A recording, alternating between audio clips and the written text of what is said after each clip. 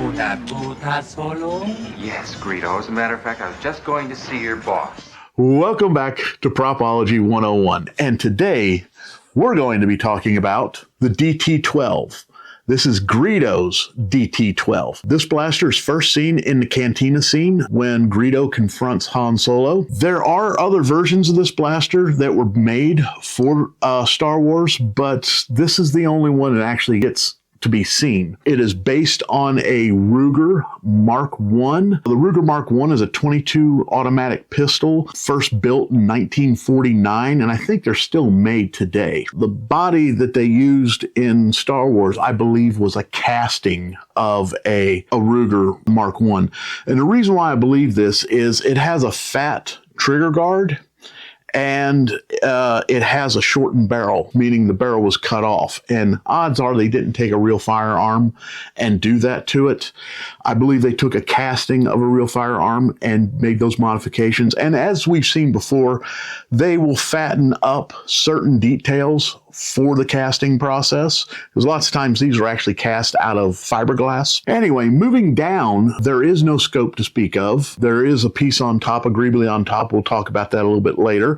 But the flash suppressor is something that we are already familiar with. Never actually quite seen it in this form, and this is the actual form that you would see the radial engine jugs in. They actually put the radial engine jug together and slapped it on the end of this blaster. That radial engine comes from the Verone Hawker remote-controlled model kit. It's the same part that we see on the Mere Sun Power 5. It's also the same part we see on the DL-44 Hero from A New Hope. Now, there is a different version that wasn't screen used, but we do see it in a promotional shot with a Jawa, but it has a different flash suppressor. It actually has a flash suppressor from a MG-81, a pre-World War II and World War II German machine gun. It's also the same flash that we see on Han Solo's Hero DL-44 from A New Hope. And one note is, it looks to be a real MG-81 flash. Doesn't look to be a casting. It looks to be a real one. Oh, and the set screw that holds it all together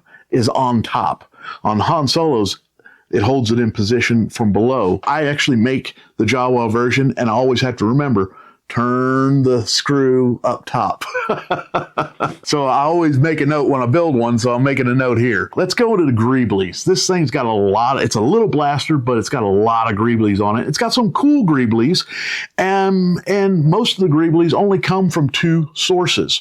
One source is the J.A. Mitchell hydraulic transcription turntable. Starting off right away, we can see that pulley from the turntable, that three-tiered pulley, which is also the same one that's on the Imperial officers' hats and belt buckles. It's on Mere Sun Power 5s. It's on a dozen different other props. But there's that pulley. It's on the right-hand grip. Now, some people believe it's also on the left-handed grip.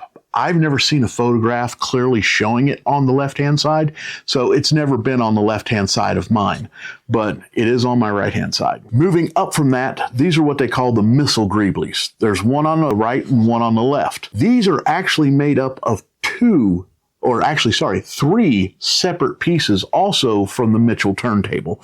The main piece in the middle is a cleaning stylus. Now there's actually two cleaning stylus on here, a short one and a long one. The short one, it holds a brush that the needle will move across and it'll clean dust off the needle. The other one, the long one, it dusts and cleans off the record. This is the short one, the one for the needle. That's what the middle is. This rear section here is actually a weird shaped nut. This is the piece that holds the long cleaning arm on to its little base, its little stand. This screws it all together. That's what this end here is. And this front here, if you know how a record player has the head with a needle on it and it's got the long arm that walks out, this part here connects the head to the long arm on the same record player. So three pieces into one greebly on this blaster, which is cool. Which, real quick, this also leads me to also believe that J.A. Mitchell was bringing factory reject parts to Star Wars. These record players or hydraulic transcription turntables were very expensive. They're like works of art. Just punch in J.A. Mitchell hydraulic transcription turntable, and you will see these things are literally works of art.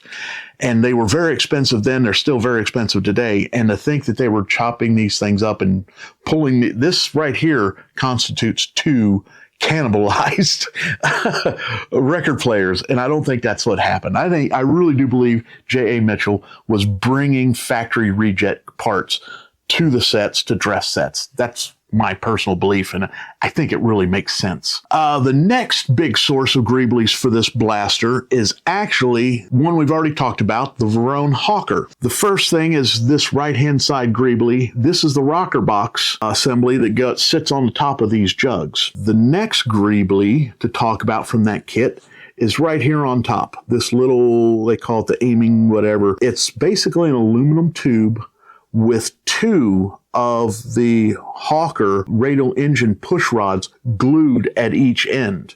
And that's what makes up that greebly, which I think is kind of cool. I didn't really know what this was for the longest time until I finally looked at it really close and realized, like, oh my gosh, it's that stupid push rod that eluded me forever on the Mearsun Power 5 and the DL44 Hero. And there's only one more set of greeblies right here on the left-hand side. These are the innards of a coaxial cable connector, PL259. They're just glued together, and they make up this greebly right here. It was also right here. I don't include it right here on my kit because what available information or what available photographs that showed detail didn't have it here but had it over here. I can add it, and I have added it in the past, but in the original kit it didn't exist here, but I do put it back here. Now those parts, funny enough, that part right there is probably, besides the parts you can get from the modern Revell engine kit, these are greeblies that are readily available and easy to get. You can get 10 of these for about $14 off of Amazon. All you have to do is put in UHF coaxial connector PL259, and that'll take you right to that, and you'll clearly see these parts in the ad. And I believe that concludes the DT-12. I hope you enjoyed following along while I break down the DT-12 and show off all the parts it's made of. And I hope you join us next time when we pull out another prop and tear it down and see what it's made of.